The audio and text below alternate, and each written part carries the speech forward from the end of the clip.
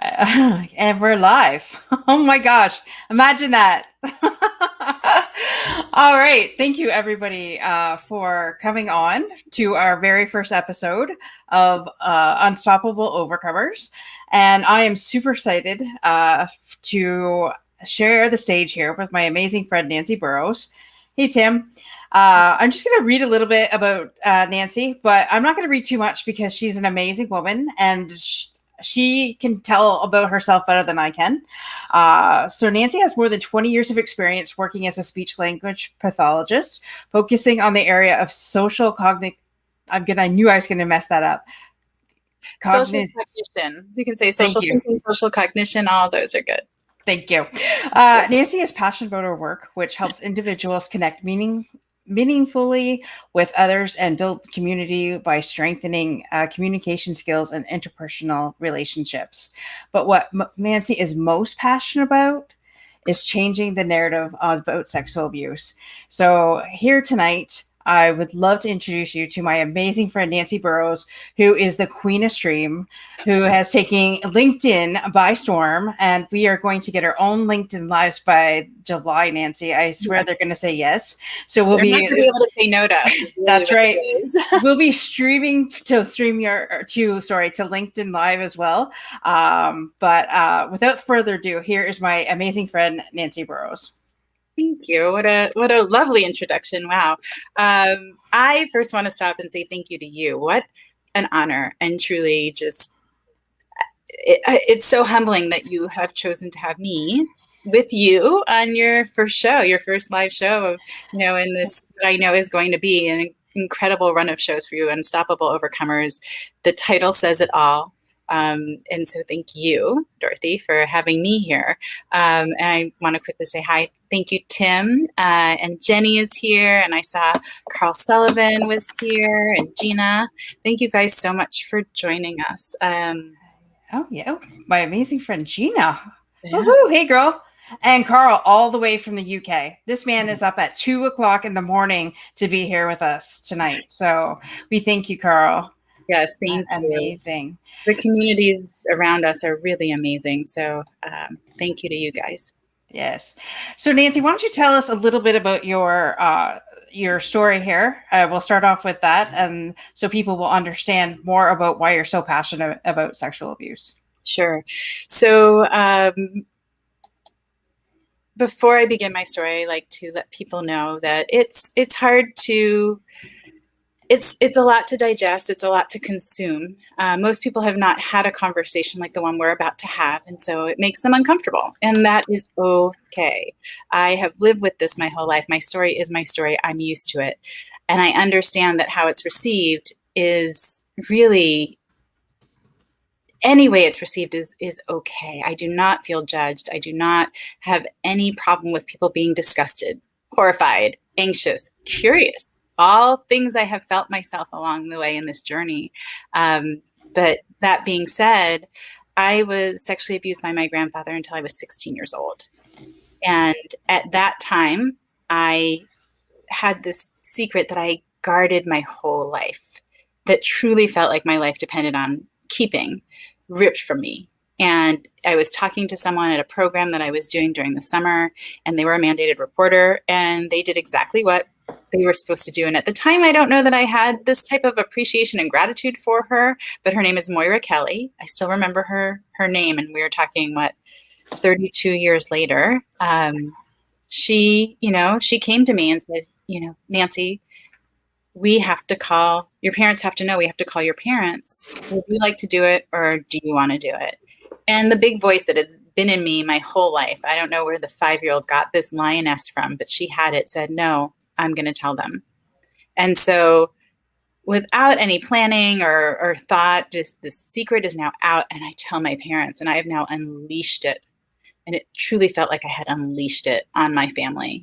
There was so much pain, so much blaming of themselves for my parents for not keeping me safe, so many tears that were shed. And I went from thinking, well, I was the only one being hurt, to now I'm hurting everyone, right? It was my responsibility. I had said this out loud and I was hurting everyone. Mm-hmm. So, that was a pretty big shock to the system, to say the least. And so several things happened from there. So the first thing that happened is I had lost control over the one thing that I had controlled my whole life. And I very quickly became a very restrictive eater. And then I would say I had disordered eating and then full-blown anorexia, which lasted me for years and years and years. But I love you too, Tim. Thank you. Thank you. Thank you. And Jenny, I see you. I'm trying to respond to comments. I'm not so great at this. Sorry. I'm better at it when it's my show and somebody else is talking. But I became anorexic. And at the time, the very clear connection to me was that it was control. What I didn't understand and later learned through my journey was that, it was about hating my body. I felt like my body betrayed me. My body betrayed me because every cell in my body was built to do exactly what it did, sexual touch, pleasure, but I didn't want it. And then when I was older and I did, it didn't do it the right way. Literally felt I was broken beyond repair. And so why would I feed my body? Why would I take care of it? It had betrayed me. And the other piece was I wanted to disappear. I never had true suicidal ideation, thankfully. I know lots of people have been through what I've been through, not only have suicidal ideation, but are successful in taking their lives by suicide. But I was okay with getting hit by a bus. I would go to bed thinking, if someone's getting a terminal cancer diagnosis tomorrow, give it to me. I'll take it. Let them live. They want to live. So, now I've got this whole swirl of abuse thing happening. I've got this eating and hating my body thing. And, it quickly became where it controlled me. I planned my day around eating, or not eating for that matter. I planned my day around looking like I was eating when I needed to be eating. I planned everything, so much energy going into that. And it was a great distraction from the pain I was feeling from the abuse. I remember at one point after I had dropped out of college, I was working at a doctor's office in, one of the small town where I grew up. And one of the exam rooms was never used. And I would weigh myself in there at least 25 times a day. Wow. At least 25 times a day. I would walk through and set it. And, one of those doctor skills where I could nudge, nudge, nudge, nudge and get it exactly and know. And I remember working and him buying pizza for us, for the staff for lunch one day. And I can't explain the terror and panic that went through me. To really just, how do you do this? So, man, the story is compiled, put it on top, put it on top, put it on top, which is all really good at pushing down the stuff that I didn't want to deal with. So I'm now in college and I was really great. I am Oscar-worthy actress. I was president of my class and captain of the volleyball team. I did volunteer work for the American Cancer Society. I did all the things that I needed to do to look from the outside like I was doing great. Don't worry about me. I have social friendships. I'm, doing all these things. I'm achieving in school. You do not need to look at me twice. And I moved into college with that same facade. I carried that great charade forward with me. And early in my sophomore year, I had been planning on and working toward confronting my grandfather. And so second semester, I did confront my grandfather, and my mom and dad went with me. And it's a whole nother story, and I'm always happy to talk about it if that's of value here. But it was the trigger for my first major depressive episode. So in 4 years from my abuse coming out, it was definitely rocky. I had the anorexia, I had everything that went on with the abuse, and I had now, confronted my grandfather, which precipitated a major depressive episode, my first of many. It's amazing to me that I can say, sitting here today, that I go long periods of time before speaking about it all the time, I would go long periods of time without thinking about my abuse or my anorexia. This 2 summers ago, I think it was, or summer 2020, I called my best friend, Raquel Boris, and I was reading a book, and something about anorexia, it was like a memoir, was coming up, and I called her and I said, oh my gosh, I totally forgot I was anorexic. Did you remember? And she's like, oh my God, you were. And she starts listing off all these weird food things that I would do. But the fact that I would get to a place where I didn't identify with being the girl with anorexia. I don't identify as being the person who, was victimized, who was sexually abused. I acknowledge I'm a person who experienced sexual abuse. There's no denying that. But moving forward, the thing that I struggle with most is my depression. In that sense, I am very human, like everyone else. It's, Right. sure, I've had these other things and I've stepped into gratitude with them after a lot of hard work. I think it's unfair. I sit here and I talk about how I survived and I thrived and look at me, I'm successful and I'm out there changing the narrative on sexual abuse. Gung ho, here we go, follow me, right? Right. And if I was myself in my 20s, I would have hated me watching me speak. Right. Because she and I had nothing in common. I was in the depths of it. I had dropped out of college. I was living at home. I went to therapy 3 times a week individually and once a week group. I was suffering. I was in that place of rolling up my sleeves and starting to dig in. Mm-hmm. And this pretty picture at the end meant nothing to me at that time. So I'm very conscious of speaking about the ugly in between. I think it's hugely important. I think it's some of the greatest value of my story is in there talking about the ugly. Because that's the reality of it. That's the real. That's what people who are out there who have had experiences like mine can relate to. That's why I can have a conversation with someone who's had this. And I don't just come from a place of like, I understand. I can come from a place of, I know.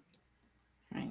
So when you want to say things like sexual touch and pleasure were part of your abuse, I'm not going to judge. I'm not going to be disgusted. I'm not going to be horrified. I'm not going to have all these questions of, wow, it went on till you were 16 years old. Why didn't you just say no? Why didn't you just tell someone? I was 16. I knew better. I knew that it was wrong well before that, but those weren't options. They never were things I considered. I didn't even know I could. So I just want to say, I think when people say that, it's like, because they've either never been in that situation, because why would you even think that, like, why would somebody even think to say that? Like, but what really amazes me is, I know the first time I heard your story, you had said that your parents were extremely supportive, and I couldn't imagine being a parent that, my child just came to me and said that, she was sexually abused by one of their parents, and to think, number one, that would be devastating as a parent, but to fully acknowledge what happened and get help for their daughter, that is truly amazing. So I really have to give kudos to your parents, and for them to be alongside with you on this journey as you're speaking out, instead of hiding it, because there's a lot of people that have gone through this and they're hiding, and they don't know what to do, and they're so full of shame, but they won't tell anybody. And it's important. And that's why I started this, because I want people to understand that the things that were taboo before are not, like, things are opening up. Depression is one of them. No one used to talk about depression. I mean, I lost an uncle due to suicide on Christmas Day 23 years ago. So we never talked about it. We swept it under the carpet and away we went, and we never talked about it. It's funny because you were anorexic, and I had the opposite of being extremely overweight and bullied with my weight. And okay, so please forgive me for this, but I used to think those skinny chicks were like just really bad bitches. And when I looked at a skinny chick, it was like, oh my gosh. But it's always true. Like, I used to work with somebody. I don't think that now, by the way. That's back when I was, because I've been bullied my entire life for that. So it's the narrative that I had in my head. But I mean, we all struggle with different things, and to see the opposite, and to see how you've come through that, and to think that no matter what size you are, somebody's always going to say something about it, whether you're big or you're skinny or you're in between or you're perfect or you have the perfect curves. There's always something you get to say something. And and why we feel the need to point that out to one another, I don't know. But I accept that that's how you felt. I totally understand, because I would look at women that were thinner than me, or I perceived as thinner than me, and have the same thoughts. So here I was doing the same thing to other women. I mean, even to this day, I remain thin and I eat what I want for the most part. I'm careful, I'm thoughtful about my eating, but I've had people be like, oh my gosh, like, they'll say it like tongue in cheek, but if you don't know what my history was, it's like, oh my gosh, you're such a bitch. How do you eat everything you want and stay skinny? Mm-hmm. Well, first of all, thank you. I think, not sure. But, Sorry. I don't necessarily how to take that, right? But the worst part of that is when people call me skinny. Because I was skinny. I was really skinny. I am 5'8", and I think I weighed 110 pounds at my lowest weight. Wow. Yeah, I was really skinny. So call me thin, thank you.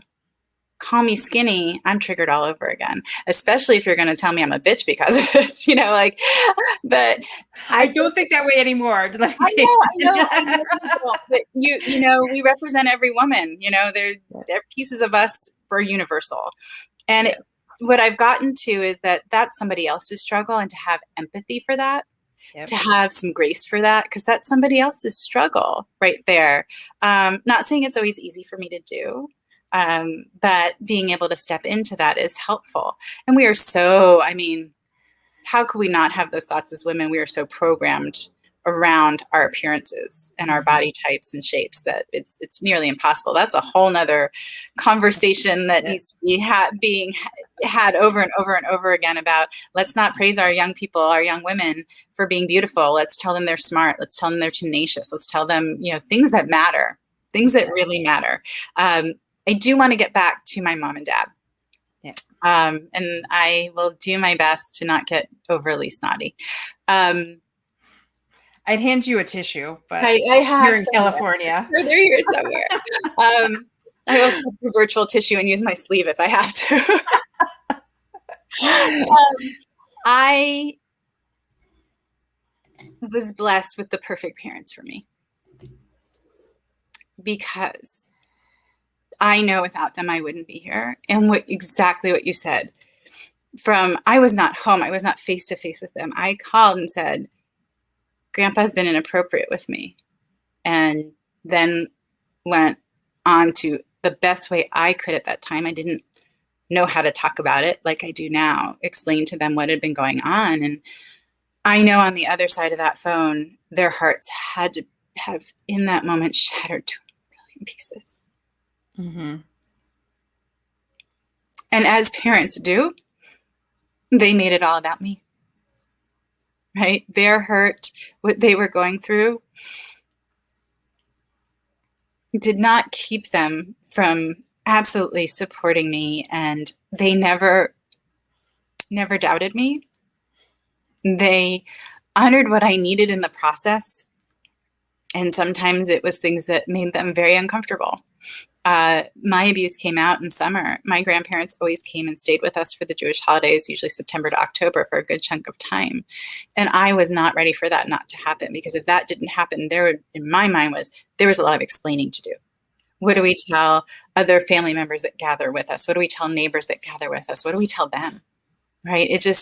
I couldn't. And so my parents are two the strongest individuals I know, because they let that man back into the house. There were locks on every door. I was never left alone. I was completely safe, and I knew that. Mm-hmm. But they let that man back into their home. And that must have been hard for them. Oh, really hard. I can't imagine. I still can't. And at the time, I did not appreciate what that was. But every step of the way, they have been so supportive. And this pandemic has killed me because I haven't been with them in way too long. I was talking to my mom today about the millions of hugs I have stored up and need to deliver very soon to her and my dad. But, moving forward in that, when I first told my story on LinkedIn, it was just this past November 2020, and I wasn't planning to. I was as part of a telethon that was raising money for a platform called XXO Connect. And the platform was about authenticity and about safe space and about people who have been through the same experiences supporting one another. And I found myself talking about, hi, Eileen. Sorry, Eileen. It's twin sister to Tim. If we just put, long hair on him, they're amazing. But they do look alike. They do. Their mannerisms are very similar too, I noticed. Uh-huh. So when I started talking about this, I was referring to it as my childhood trauma. Shout out to my parents. Yes, I agree. I was referring to it as my childhood trauma. And I realized in that moment that I was part of the problem. I was unwilling to say I had been sexually abused by my grandfather till I was 16 years old. And without forethought, without a plan, I just told my story. And that's how this started. This is 5 months ago. So, your comment earlier of taking over LinkedIn, I know we say kind of like, or taking it by storm. I know we say that tongue in cheek, but I have to pause, right? I have to pause and say thank you to everyone who has supported me along the way, because that's what's propelled me and has given me the opportunity to be the woman changing the narrative on sexual abuse, to have platforms and places like yours here to tell my story, to reach people who need to hear it, to change how we're thinking about it, to,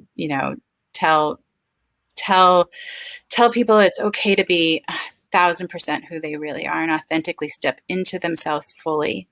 But I said it, and then, afterwards, first of all, there was a huge weight lifted, which was sort of surprising to me. I didn't know how much holding that little bit back had been weighing on me. But I realized, okay, well, I just aired our family laundry, not just mine. Now, none of these people knew my parents. None of them knew me. I mean, really. But I picked up the phone and called my mom and dad, and I've had many. And yes, I will tell you, I think I just got to that. It was that I was part of the problem, but I'll come back to a little bit more of what that was. I've had many amazing conversations with my mom and dad over the years. We have a relationship that is very, very different than where it started when I was a kid. And so I called my mom I called both of them, but my mom picks up, and I said to her, this is what I had done. I had told my story, and it's very public, and are you okay with that? And my mom, through tears, told me how proud she was of me and that it was my story to tell, and she hoped that I kept telling it. But the part that brings me to tears is, talk about from a parent. She said, I was so worried you wouldn't make it. Wow. And she never I might cry here. Yeah, she never said that before to me, And she cited a time where she went to therapy with me, and I literally 5'8", curled into a tiny little ball, put my face first into the sofa in the corner, and sat there like that for 50 minutes without moving a muscle. And the second that this is my court-ordered therapy, the second the therapist said, okay, we're done, I stood up like I am now. And my mom said that scared the living shit out of her, because she had always seen this, and she had never seen her daughter do what she had just done for the last 50 minutes. And she said she was worried I wouldn't make it. So that was huge for me. And of course, the conversation I had with my dad was my dad. And I said, you're okay with it? He goes, yeah, if people want to come to me and be like, hey, your daughter's doing this, I'll tell them, yeah, that's my kick-ass girl. That's so funny, because that's something my dad would say.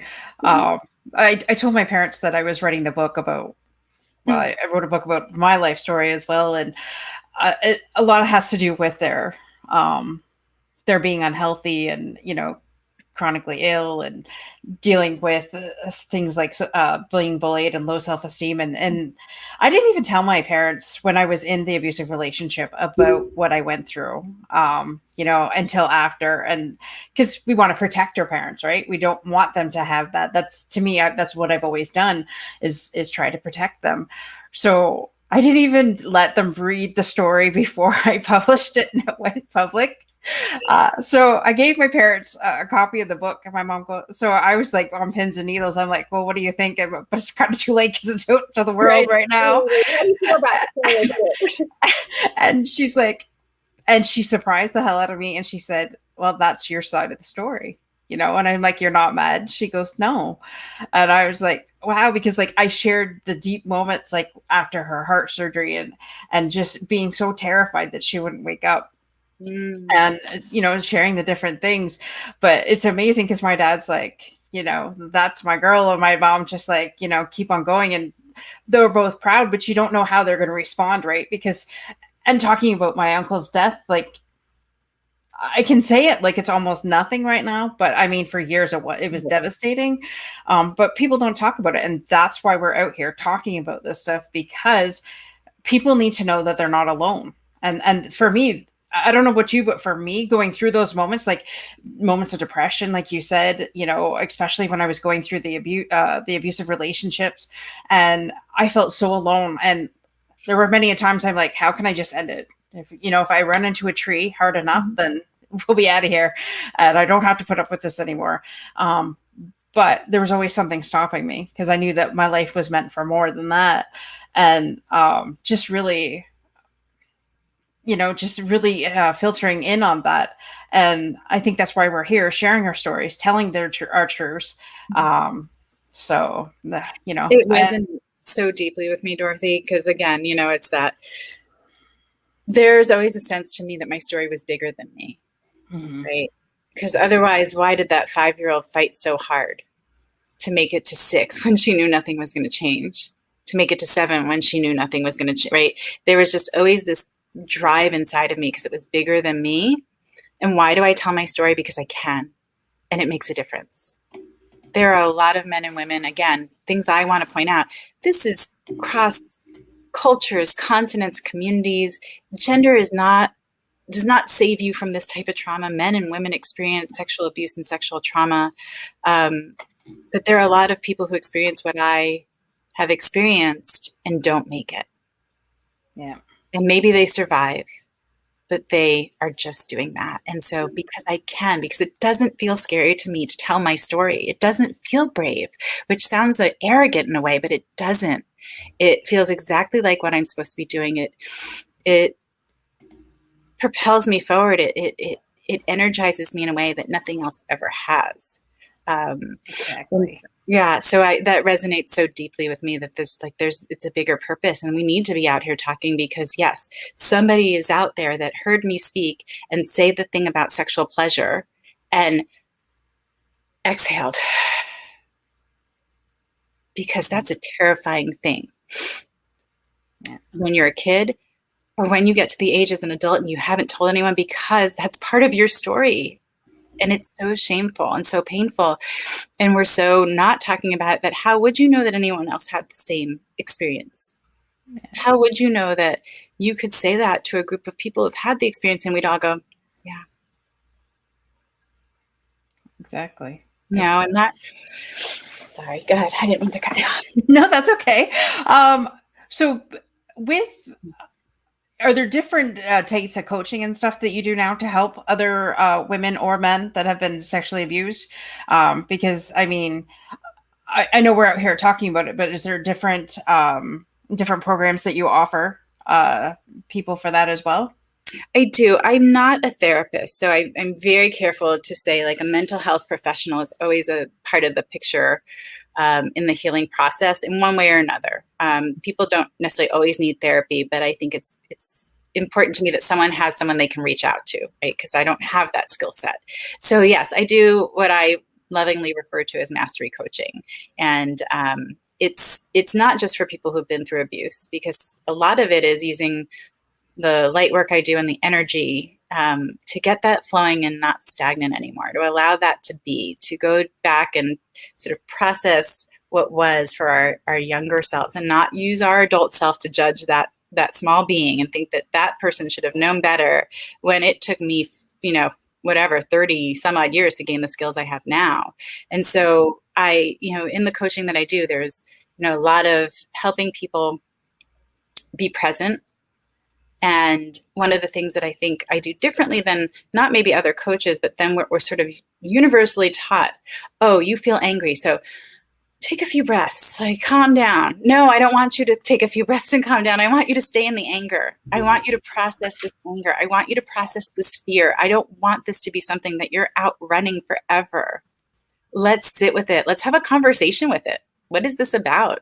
What do we need to do here? And so again, while it is something I do with people who have had my experience or any traumatic experience, the reality is there's a lot of us living in a fishbowl at different points, where we're outside of it. I was in the fishbowl for so long. I could see everybody happy and having fun, and I wanted to be a part of it, but I couldn't get out of my bowl. I couldn't. I had no idea. So yes, in the coaching that I do, I always say, like, mastery coaching, because I can impart wisdom. I can give you tools, but really the mastery of it, the internalization of it, is the key, because otherwise you're walking around with me for the rest of your life. Exactly. People don't realize that they need the healing to get past the situation. Yeah. And, whether that be sexual abuse or whether that be physical and mental abuse or whatever, that takes its toll on our minds, our bodies as well, but our minds especially, I think, from my experience anyways.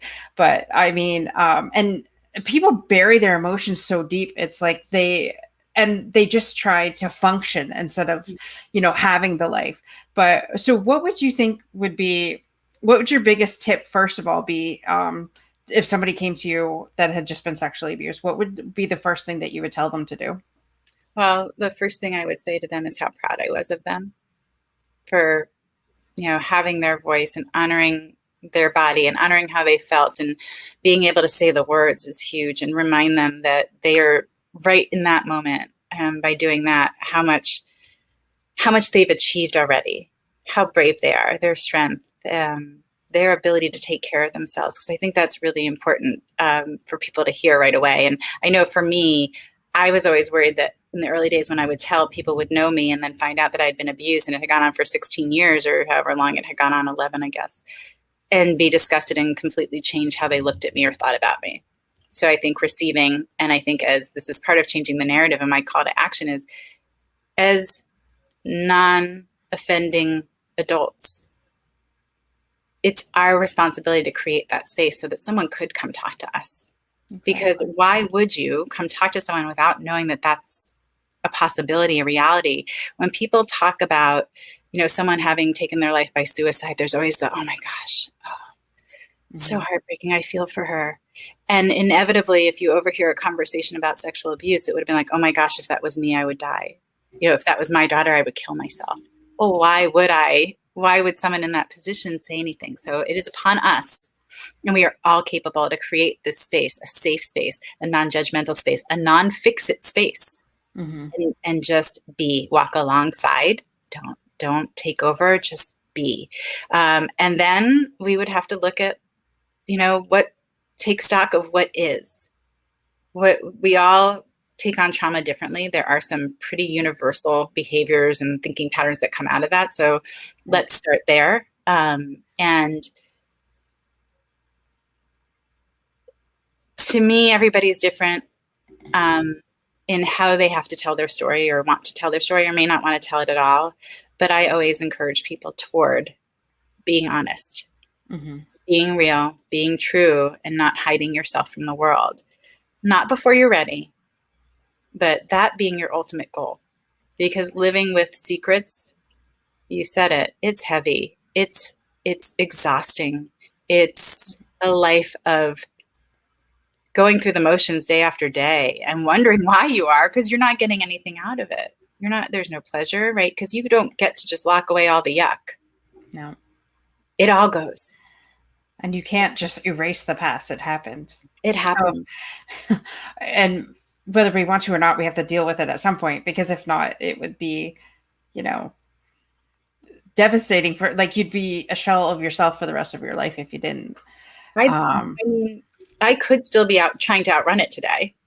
Instead, the work I've done and this place of gratitude that I've come to for it, which there's people who have a hard time accepting that, but I'm grateful for all of it.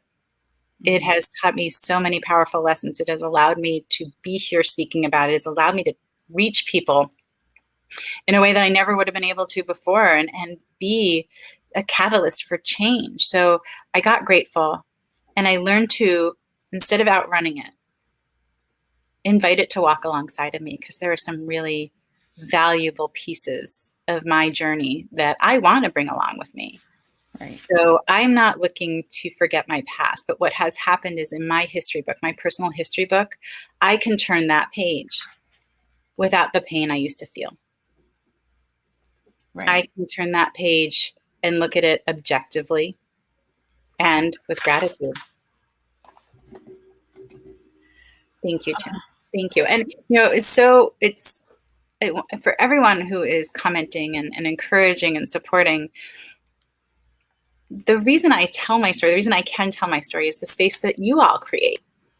You make it safe for me to tell my story. You make it a place where there's value in telling my story. So thank you. I appreciate all of you, because without that space, without you, I wouldn't be telling my story. I know that 1,000% that would not be happening without the people in my community who, not just today, but throughout, have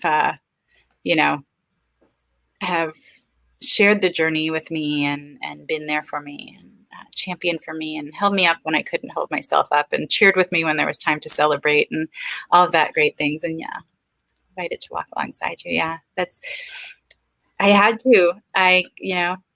There is so much love in my community. I'm so grateful, so grateful. What do we do? Do you have another question? Because I was going to. Yeah, sorry. I have two questions. I'm writing this down as you're saying this. There's two questions that popped into my mind. Yeah. And so the first question I had was, what, as a parent that's out there listening right now, that has a suspicion that their child is being sexually abused, what are the things that they should be looking for? And again, every situation's different. I totally get that. But as somebody who has, suffered from sexual abuse, what are those things that parents should be looking for to say, hey, I think something's happening with my son or daughter? And number two, how has, and you might not want to answer this, but how has the abuse affected other relationships in your life? So Absolutely. Those are the two questions I had. I'm going to do number one. You may have to remind me about two, but I'm very more than happy and very comfortable talking about that. And I think it's an important question. Okay, so there are the classic signs that we're told to look for. I didn't exhibit many of those. Maybe I did when I was younger, but as it went on, right, I got much more skilled. So you want to look for hypersexualized behavior. Things like kids touch themselves, but they typically will not continue till orgasm. They don't even know that's a possibility, right? That's something that they've learned from somebody else, typically. You want to look for sudden changes in personality and mood, right? If something's happened, often kid will, be carrying that with them, and they will feel, look, and seem different, act differently. I happen to have learning challenges, which maybe I would have had anyway, but I know in 4th grade when my grandparents came to visit us, my grandmother fell and broke her hip, and my grandparents moved in with us for an extended period of time, and I happened to be in 4th grade. And 4th grade never happened. I do not know all my times tables by heart. I do not do fractions. I do not that was gone. And so for me, one of the signs was a learning disability, that was trauma brain. I do have a learning disability on top of that, but trauma brain was definitely in effect.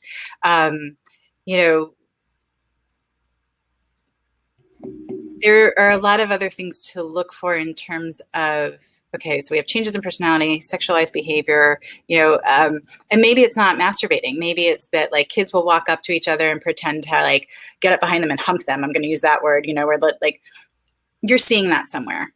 Now, if you have an older sibling or you're watching TV, you can see a lot of this stuff. But, again, typically a smaller child wouldn't correlate those things or do them the right way. It's like when a kid uses a curse word all of a sudden and they use it the right way. You're like, okay, now you understand. Now you know, right? Mm-hmm. Before you were just saying it because you knew it was something that we were all going to about, and I think to some extent that perfectionism. And the hard part is I wish I could tell you all what to look for. What I would suggest is you talk to your kids, right? And start at an early age. Again, call to action. Start talking to your kids about the bodies and their boundaries. Mm-hmm. So I tell the story when I used to bathe my nieces and nephews, when they were younger, they didn't have a choice. I had to wash their bodies because they needed to be clean. So, but every time before I did, I would say, I'm going to wash your vagina now, right? Let them know that this is coming. Let them know that there's a reason. They might not fully get, there's a reason I'm telling you. There's a reason I am letting you know that. And using real words is important because otherwise it seems shameful. Like if we can't talk about that part, right? Well, how can we talk about that somebody might be touching that part and we don't want it to happen? Talking, when they got older and they wouldn't come out of the shower with their hair dry and telling me they had washed it and they could potentially be washing their bodies well, I would ask, do you want me to wash your vagina this time or do you want to do it? And I would ask every time. Important message there. Just because it was okay with you one time doesn't mean it's okay with you again this time. Right. You get to choose every time how this happens. Those things, having the conversation, like anything that feels bad to you, it doesn't matter if it would feel bad to anyone else. If it feels bad to you, you come talk to me about it. I want to know when things don't feel good to you, right? I love you and I want to be able to help you when things don't feel good to you. And whatever words you use, good touch, bad touch, what things that, something that in your tummy feels weird. And as they get older, you can talk to them differently, but it's never a sex talk. And I think that's what keeps parents from having those conversations with their kids. They don't even know where to start and they think it's going to be some sort of sex talk. You're going to have to go through all the different ways someone could possibly, transgress your boundaries and you could experience a sexual trauma. You don't have to. Right. I also want people to keep in mind that sexual trauma is a wide range. We think of rape and we think of, molestation, incest, abuse, but there are kids that are exposed to porn, made to watch porn. There are kids that are exposed to adults' bodies that they shouldn't be. There's a huge range of things that are on there that could make a person feel uncomfortable and can cause trauma because the system gets overwhelmed. It perceives the situation as overwhelming and our brain goes into fight or flight and we experience trauma. Right? We don't see a way to handle this on a level that we can manage and our body goes into action. Right. The other thing is talk to your caregivers. Absolutely. And I say this all the time. My brother, amazing brother, walked through this journey with me, smart guy. And when I brought that up to him, he was like, gave me the whole blink, blink, like, what are you talking about thing? And it's, pretty straightforward for a number of reasons. You talk to your child care worker or child care provider, depending if you're daycare or in your home, however you are working and people are looking after your children. You let them know that you do talk to your children about these things.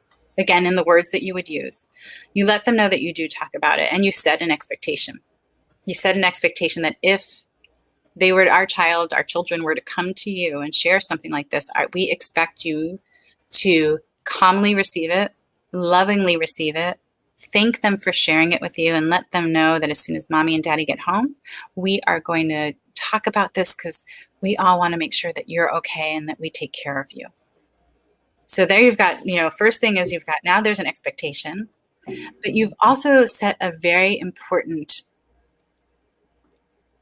seed. You've planted a very important seed because if that child care provider were someone who was a perpetrator, an offender, if they know that you have talked to your kids, have open dialogue and invite them to tell you immediately if anything happens, it's unlikely that person is going to approach your child in that way. Right. You can talk to the school teachers about it. You can talk to coaches about it. Anyone who's with your kid, let them know. And hey, it's okay to have your kid hear that conversation, be a part of it. Hey, Nancy, come here. I want to talk to Jane, about what we talk about of our bodies feeling like when something feels icky, when something feels okay. Let them be part of the conversation. Now they know they can go to that person and it's the conversation that we can just have. It's a conversation we are comfortable having and we are going to have. And we're going to do everything we can to protect you. And the other side of that, like I said, is adults. We have to commit to creating the space that we're telling people they will have if they choose to disclose to us. And I don't mean just for kids, right? Any age. We have to be committed to creating the space, and say it again, that we have said will be there if you choose to disclose, right? And that's powerful because, you know, and I'm sure these conversations are not easy to have with your child. I mean, I look now and communication has never been a big thing in my family growing up, even till now. And that's something that my husband and I even really have to actively work on. But those conversations are tough, but it's something that we still have to have. And once you have those conversations, I think it gets easier and easier and easier. So, you know, don't feel afraid to have those conversations, start them.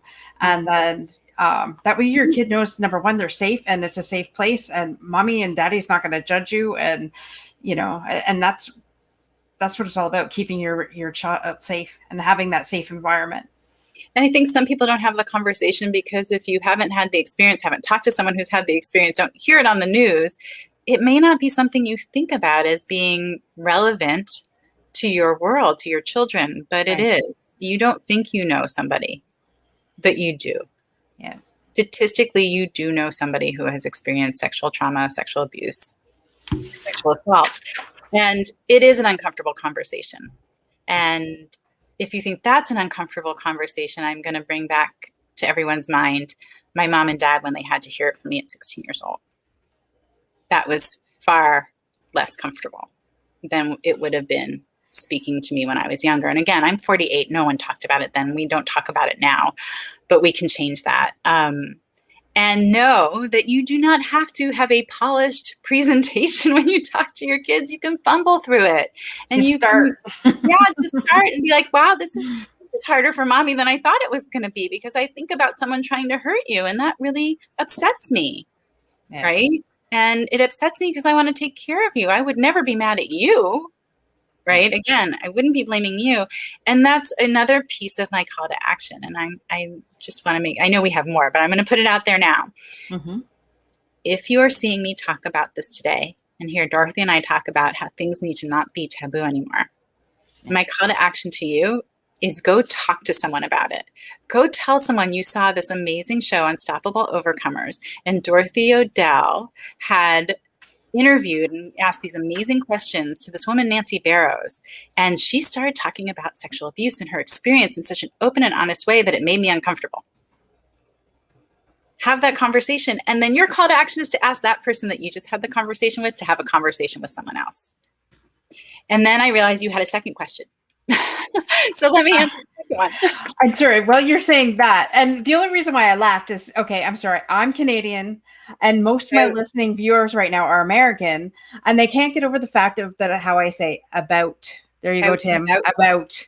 So that's why I was laughing in an inappropriate moment. So I apologize for that. You're good. I can talk like a New Yorker if that makes you feel any better. Tim, is that better? Would you rather me talk like this? Because this is not such a great accent, but I can do it. But no, don't worry. I don't take those things personally. And I can see the comments. So I did put in the link. Nancy, while you brought that up, Nancy has graciously offered to give a 15-minute free consultation to anybody listening to the show. Please make sure you tell her, though, that it is this show that you listen to so she can make it a priority for you. And in the comments, I did put, don't worry about it, Tim, I'm just kidding you. I did put her calendar link so that you could just connect with her. But I wanted to honor what she said. She said, don't forget to say that. So I did say that, and it's in the comments so you can get her calendar. And if it's her that you need to speak with, like, she can at least point you in the right direction if she doesn't know, because I know Nancy, she's an amazing lady, and I know that she will point if she can't help you, she will point you in the right direction. Oh my gosh, Tim, show.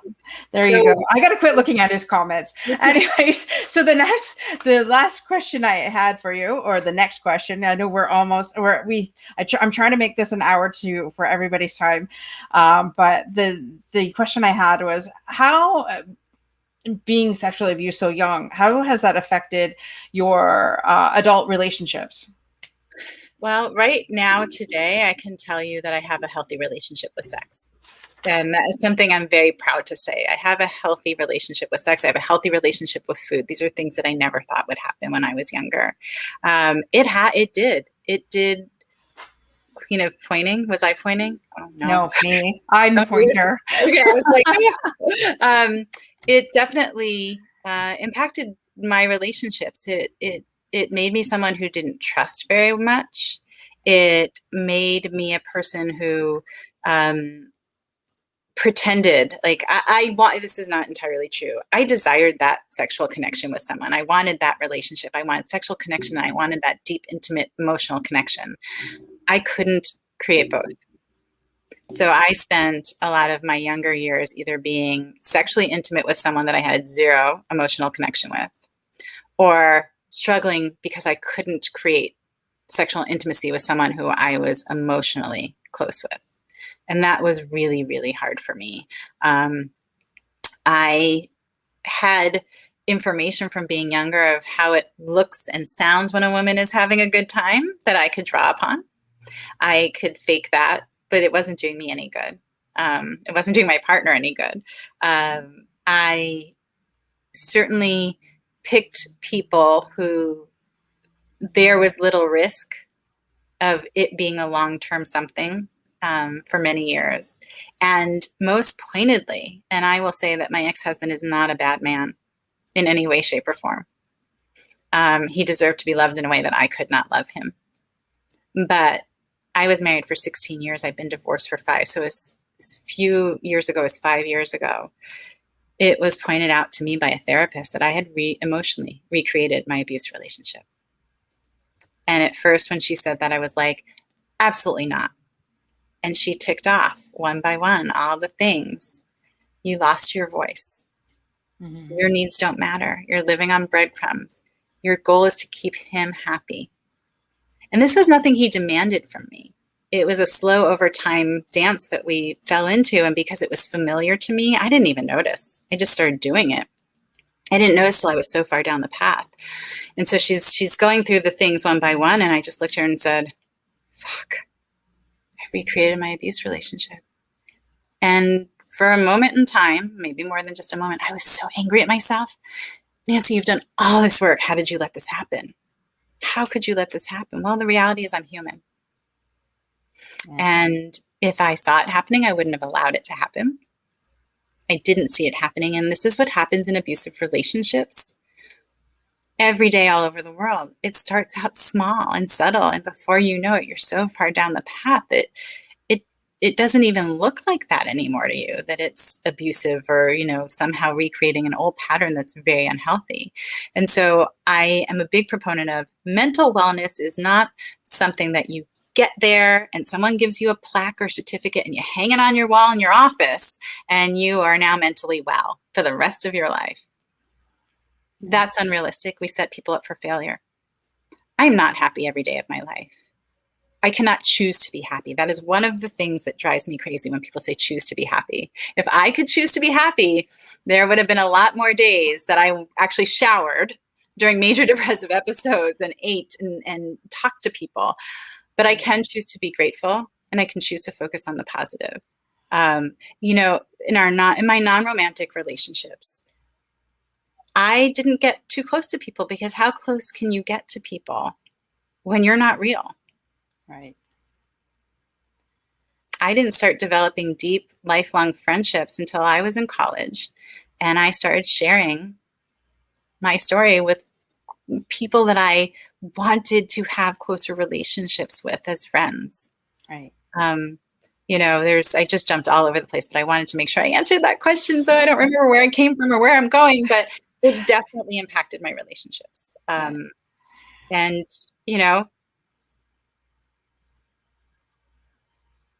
Sometimes it's hard to see it when you're in the middle of it. And then it's hard to feel it when it's so familiar. Yeah. And I think the people that give us those advice have never been through anything. So they would have no idea, just get over yourself. You're having a bad day or you're depressed. Why don't you just get your ass out of bed? Well, right. Have you ever been to a point in your life before that, you've ever felt this way? What really used to tick me off is somebody's saying, well, just get over it.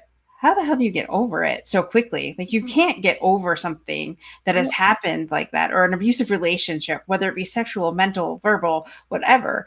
What people don't realize is you are at such a low point in your life. And for me, like he had me thinking everything was my fault and that no matter Mhm. what, I was never good enough. So you go from being the scum of the earth to getting out of that relationship to healing to, but you've got to take the time and you have to give yourself grace. And for somebody to come up to you and say, just get over it. It's like, Well, you know what that is? Those are the people that are uncomfortable with our truth, that are uncomfortable with the conversations we're having. And it's better for them if we just, right? Because it makes them uncomfortable that we're depressed. It makes them uncomfortable that we're talking about sexual abuse and domestic abuse, right? yeah. That's one thing. The other thing is people are so quick to try and fix it. They're uncomfortable being with us with our feelings. Yeah. And so they're so quick to fix it that they say things like, get over it. Darling, it was X number of years for this all to happen and get into place. It's not a 3-day weekend course that's going to fix it. Exactly. Right? Not only that, but how do I get over my chemistry? Yeah. You wouldn't tell me to get over diabetes. Do not tell me to get over depression. Right. It's an illness. And know that I'm working harder than anyone, you know this, anyone who's been there. We are working harder than anyone sees to show up in the world. Exactly. And the fact that we are our own worst critics, like, you know, when somebody tells you something about yourself that, or something about you that, whatever, they say something and you it's nothing that you haven't already said that's worse about yourself. So, you know, these people that are, you know, want to point fingers or something like that, see the pointer, sorry. I'll sit on my hands now. You know, if for me anyways, I've my own worst critic and I will doubt myself and redoubt myself and think a conversation over my head and beat it to death, but it doesn't serve a purpose for me. So I've learned, you know, not to do that. And it's funny what you said, you created your abusive relationship with your then husband, and I can see how easy that is to fall into that trap, because sometimes I see myself with that with my marriage and I'm thinking, whoa. So when I identify it, I immediately stop it. I apologize to my husband and say, whoa, I'm like sorry, like, you know, it was a trigger from Right. before. And sometimes you really have no idea that you're actually doing it, but now that you've said that, I'm like, oh yes. Right. Those grooves in our brain are deep, and we can train ourselves to think a different way, and it really does change over time, right? Right. But there are moments where we drop into our old selves, and I like to call those my opportunities. Yes. My opportunities to be aware, recognize, to call on skills that I have, to remind myself that I can. And they are powerful. Those moments, those triggers are powerful for me because I choose to look at them a different way. Now, does it not mean I don't have an inner critic in there who likes to tell me all the things I'm doing wrong and bad and no, bad Nancy, bad Nancy? Absolutely. That critic is in there. But what I had to do in part of my therapy and work was look at the voices in my head, and I named them all. And what I realized with my therapist is I didn't have anyone in there cheerleading for me. There wasn't one person who was rooting for me in my head. Right. It was a whole cast of characters that were ready to step up and tell me everything I was doing wrong, every flaw that I had, everything that I, you know, they were ready, but there was no one over on the other side that was like, no, wait a second, look what you know. And so that was big for me to develop that and move to a place where I can speak to myself in a more gentle, self-loving way, or at least stop and recognize that who's driving the bus is not the person. They don't have a license. They should not be driving at all, you know, kind of thing. Yeah. And I so appreciate you sharing your vulnerability, right? Not only about the abusive relationship, but that you can say that today you find yourself doing it sometimes, you know, but again, opportunity. It's been a week of triggers. So trust me, it's been a week of triggers and growth every day this week. Both shows I was on with Jen this week, it was like aha moments, and I'm on my path. I know I'm on my way for another huge breakthrough because it's like I'm digging with the shit this week. I don't know about you. I don't know if it's a full moon. I don't know what it is.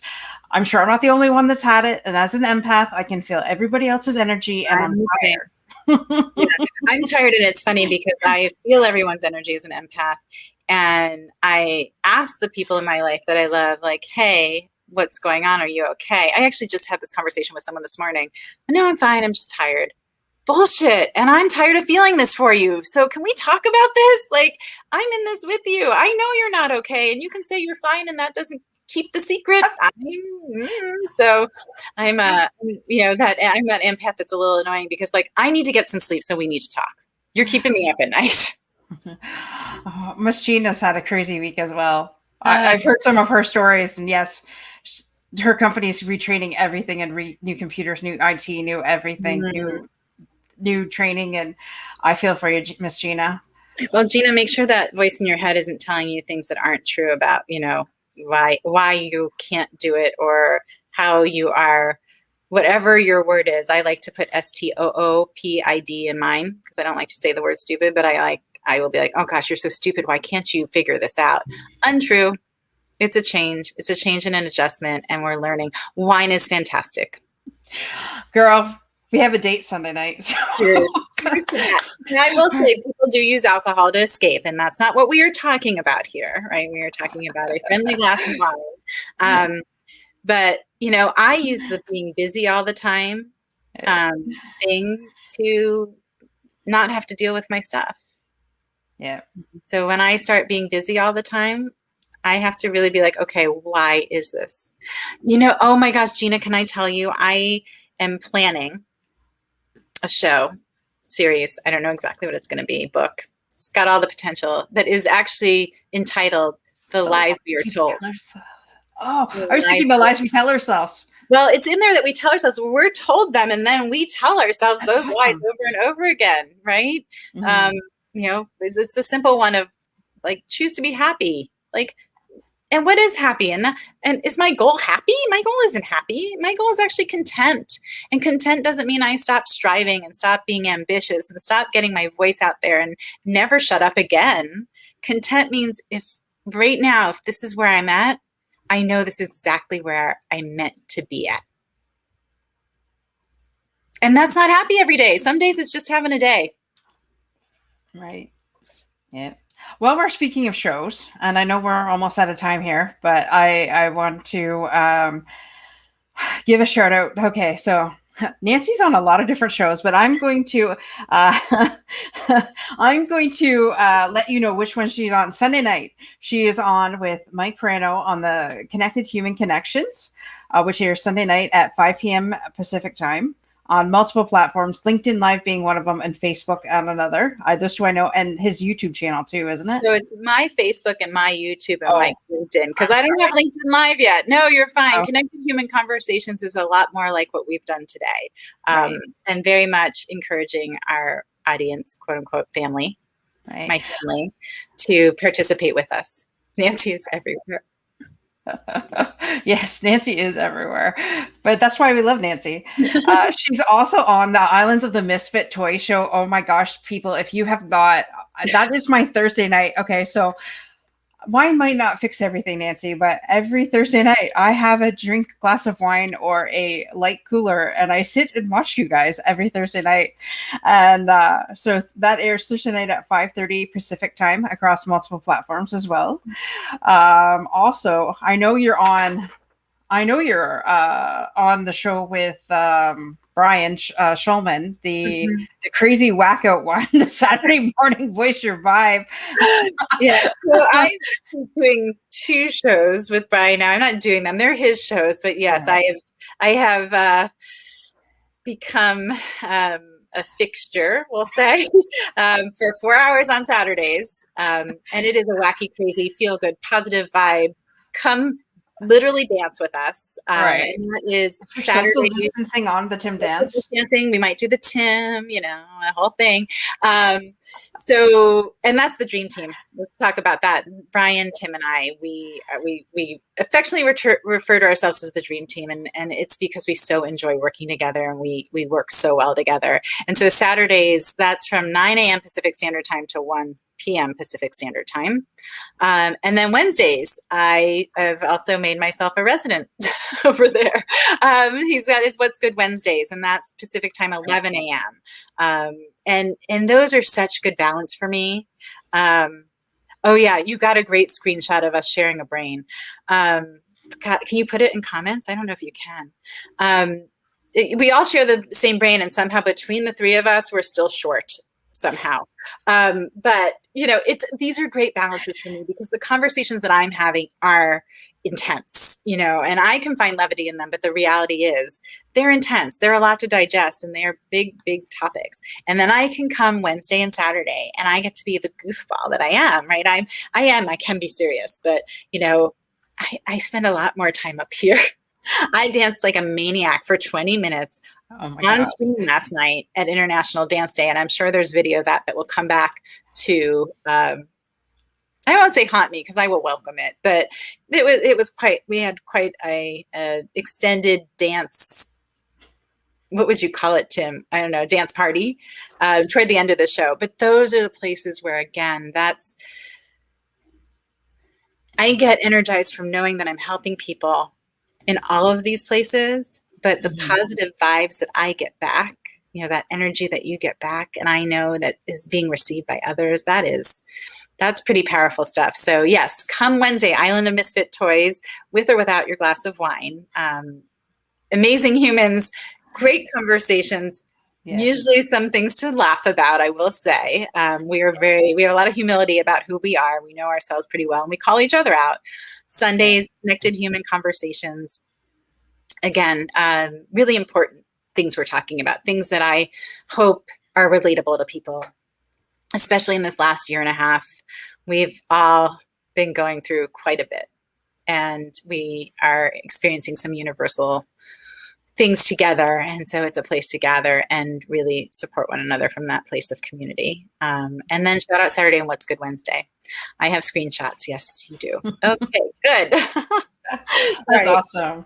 Well, Nancy, I just want to thank you so much for coming on the show tonight and sharing your story and giving lots of encouragement and tips to our listeners tonight. And, it's been an absolute pleasure to know you. I've only known Nancy for a couple months, and it seems like forever. And the first time we talked, it was just like, wow, it's like we connected as friends just like that. And I don't make friendships that quickly. So it was like, wow. Totally awesome. So I thank you. And is there any last tip or anything that you'd like to say to our listeners? Well, I want to say thank you to you for having me, and know that I am a huge supporter, and I know that what's coming up for you is bigger than you've even imagined for yourself. And I'm so excited to celebrate that with you. Me too. I visualized the Oprah stage. Her and I doing a show together. Yeah, I am on a huge stage, walking around in heels, which I never wear, but somehow when I give this talk, I'm in heels. But I know exactly what it looks like and what the spotlight feels like, or the lighting feels like. It's fantastic. It's my favorite manifestation. And I am surrounded by all these amazing humans who have powerful stories as well. So you will be there with me. I know it. And just finally, I want to ask people again, just remind them, please reach out. Connect with me, even if you're not ready to talk, but you just want to know that there's someone there. Reach out through Calendly, follow on LinkedIn, follow it on Instagram and Facebook. And at any point you want to share anything, it doesn't even have to be like disclosing abuse, but where you're at, what you're doing, something you want to celebrate. Please know that I am here and welcome you into my community and my tribe. Thank you so much. And as we're speaking of this and putting things out there, okay, so I wasn't going to say nothing, but because I liked how you ended that, but I was given a prophecy 10 years ago, and I've never really thought it out there. So I'm going to speak it out right now tonight. I'm going to energize this sucker. Go ahead. So these ladies have never really met me before, and she told me I had a shoe fetish, which I had never in my life told anybody else. But she says those shoes are going to be walking on stage, inspiring millions and millions of people. And I have it written in my book. The book is right. Hold on. I have chills, which makes me know that that's going to happen. Like it's in this book, the prophecy that she actually gave me. I wrote it all down because I knew I wouldn't remember it. I forget what page it is, or else I would get to that page. Actually, it opened right up to the page. Not surprising at all. Not surprising at all.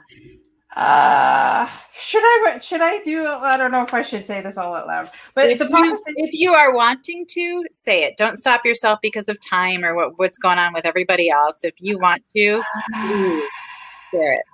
Just decide it's for you. Either way is fine. Know that I got total chills. As I said that. As you said that, which is one of my light work signals. To me, the universe is absolutely supporting that for you. And also, it was like, okay, I don't dress up. I'm a jeans and a t-shirt kind of girl, and I had a really nice shirt on, and then I had dinner, and it spilt. The first bite I had, it spilt all over. I'm like, are you kidding me? So I had to go put this on. Anyways, so the prophecy was that I had these shoes, and I was walking across the stage, and I was inspiring millions of people. And if it wasn't for this pandemic, number one, the book would have never been written. The show would have never been in existence. And the dream that I just spoke about would never have even been put out into the universe for people to even surround that with. So I just want you to know that in this time of uncertainty, lockdown number 3 for us here in Canada. Woohoo! I have American friends calling me and messaging me, hey, is there anything I can send you, since I know pot's legal? We can smoke all the pot we want, but we can't buy our kids clothes. Imagine that. I put that out there. This is April 30th, 2021. And in Canada, you can smoke pot and get high, and it's illegal, and it's legal, but you can't buy your kids clothes. Anyways, how messed up is that? But anyways, that's where we are nowadays. And I truly believe that you and I are here for a reason. We're sharing the story, we're inspiring others, and people I know that people are not feeling alone anymore, that that there's people to reach out to, myself, you, everybody that is a part of our community, and we have such an amazing community. So I again thank you so much, Nancy, for coming on, and I love your chills. And that's one of my signs. When something, and the universe is letting me know to let you know that it is conspiring with you on that one. And it's funny because I walk the stage together. Yeah, exactly. From the chaos of this pandemic came calm, and I was lucky to not experience the worst of it. But my path was drastically altered in a very positive way because of the pandemic. I wouldn't have had time for LinkedIn. I wouldn't have been speaking. I wouldn't have been doing what I'm doing now. And yes, there's the walk on the stage in the heels with the suit, but there's also, and this is important because you say you don't get dressed up, there's the jeans, the t-shirt, the blazer, and my white tennis shoes. Because if I stand up there and speak, Mel Robbins and Rachel Hollis had the same stuff. And look how successful they are. Yeah, I mean, there's a stage that I walk across in heels and a suit. Oh. I don't know which one that is, but there's also many that I walk across in jeans, clean white tennies, and if I could wear the wife, I hate the tank top. We have that horrible saying, the wife beater, which is terrible. But a tank top and a blazer, navy blazer, and tennis shoes, because I'm going to be comfortable. And actually, Dorothy, I want to thank you, because that's a phrase that I always start to say and I've always hesitated on because I don't like it. But keeping in mind there's a human at the other end that receives that is really important to me, and will help me be better at that. Right. And hopefully our listeners have learned something from tonight and given a little piece of hope, and I just feel I know that we've at least reached at least one person out there. I'm just believing that we have. And thank you again for sharing your story, Nancy. And as Tim wants me to say, peace out, yo. Have a good night, everybody. Hi, Thanks everyone. for joining Thank us. you.